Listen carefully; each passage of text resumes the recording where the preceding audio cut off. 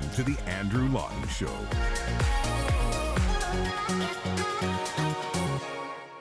We talk about stories all the time of people being fired or canceled or losing some appointment or subjected to some form of punishment that is oftentimes very real to them, and the rationale behind it is that they believed the wrong thing. And interestingly enough, in human rights law in Canada, people have protections for virtually every aspect of their identity imaginable, except for one, and that is their political beliefs. Bruce Pardy, who is a fantastic lawyer, a law professor at Queen's University, and you may remember him, he was a great panelist on our Big Tech Censorship panel a few weeks back, had given some remarks on this to the Canada Strong and Free Conference, which he synthesized into a very great essay in the National Post. Bruce Pardy joins me now. Always good to talk to you, Bruce. Thanks for coming on. Thanks for having me, Andrew. Now, you note in your column here that there are protections for sexual identity, gender identity, gender. In fact, in Ontario, even creed is protected. It seems like, as I mentioned, every aspect of one's identity imaginable, but beliefs haven't made it into any province's protected human rights grounds.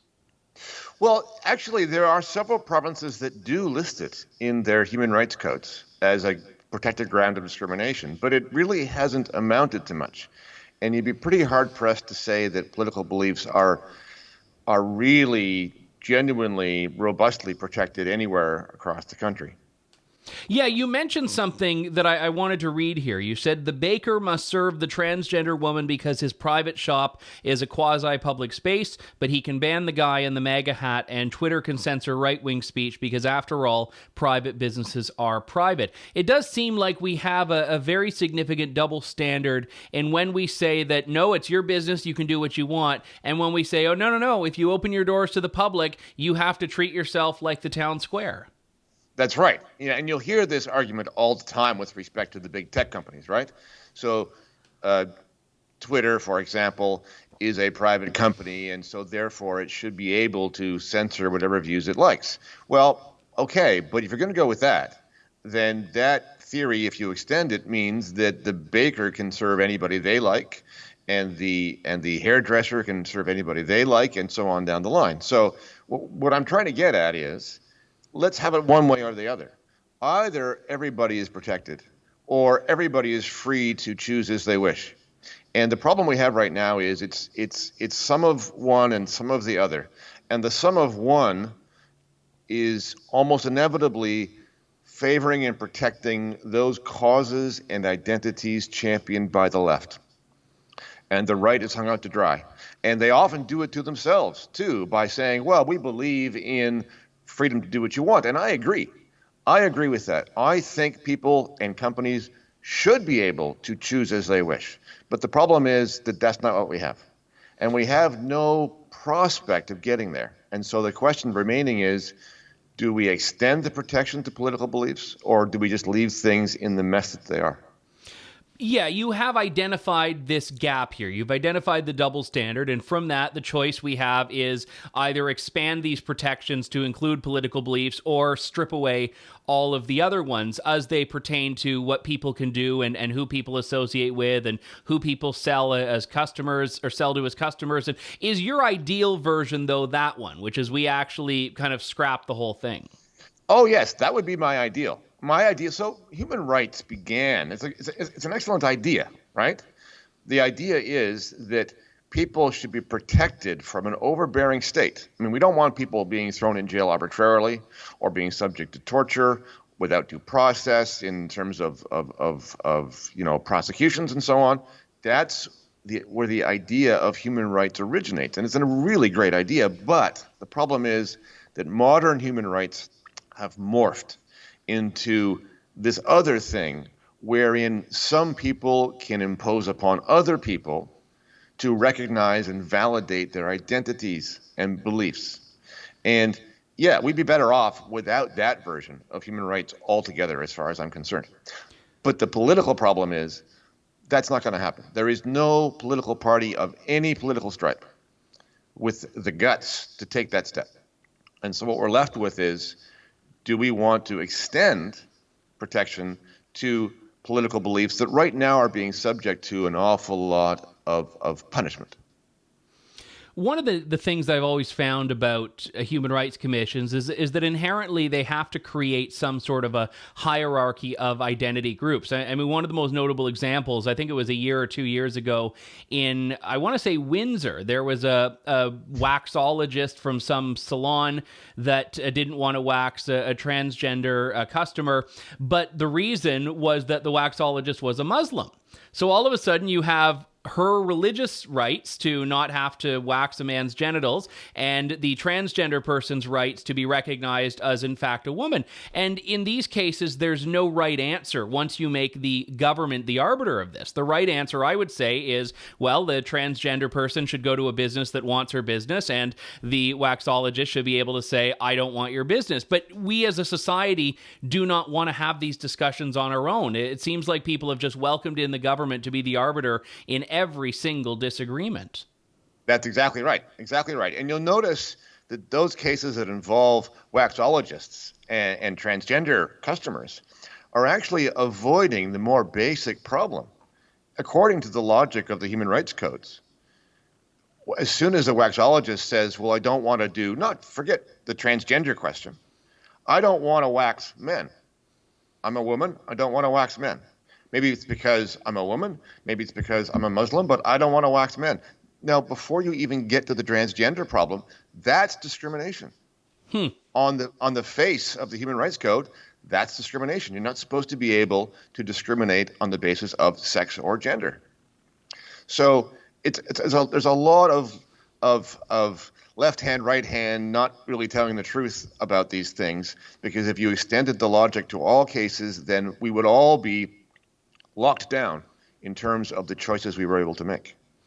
Now, one of the arguments I've heard in defense of some of these is that, it's important to protect race and sex, but not political beliefs, as an example, because one is a choice and one's not. But we also do see protection, you mentioned earlier, in a very narrow way of political beliefs. Ontario protects creed. Generally, religion is protected. So things that are choices do have some level of protection under the current arrangement.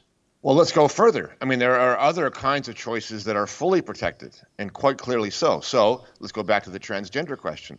If you were born a man and decide that you believe that you're a woman, that's protected, because that's a listed ground of discrimination.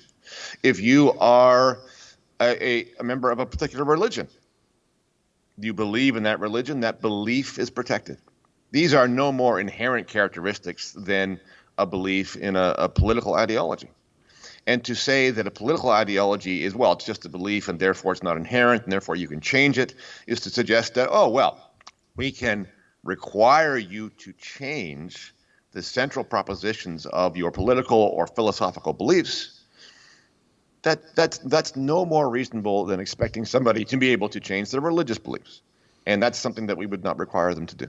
And your point's a valid one, which is that if we can't strip this all away, if we can't get politicians to stand up and realize that we are robbing people of their right to run their business the way they want to live their life the way they want to, then we have to go the next step and say, all right, well, let's talk about real protection. And a lot of people would roll their eyes at this, but there's voluminous evidence that people with conservative beliefs face discrimination in a multitude of areas. In academia, you mentioned a couple of cases in the private sector, in all sorts of areas. So yeah, if you want to talk about protecting minority views, well, it doesn't get much more minority than a conservative on a university campus.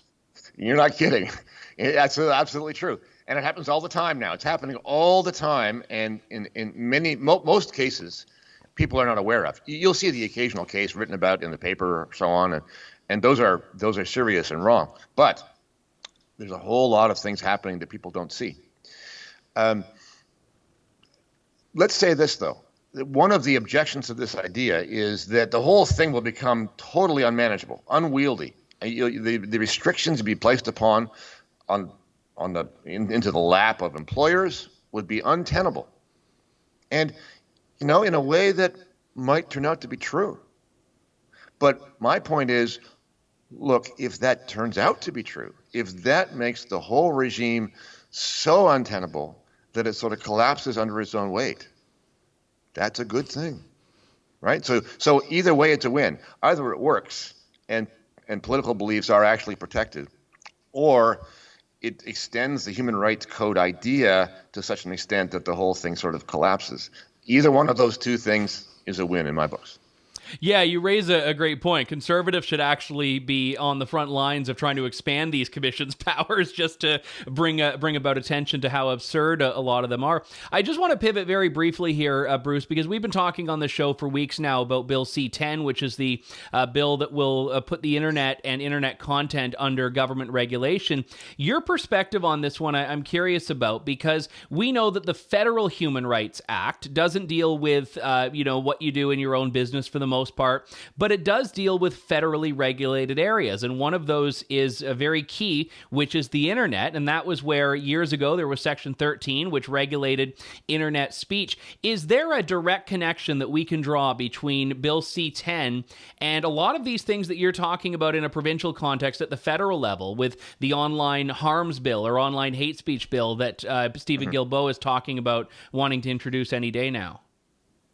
Yeah, the problem is that the Bill C-10 as it is currently constituted, and probably the bill that hasn't arrived yet that you just mentioned, will not be quite so straightforward as to simply ban discrimination in the way that I'm talking about. What it does instead probably will be to give a federal agency the power to make arbitrary decisions about what's okay and what's not okay.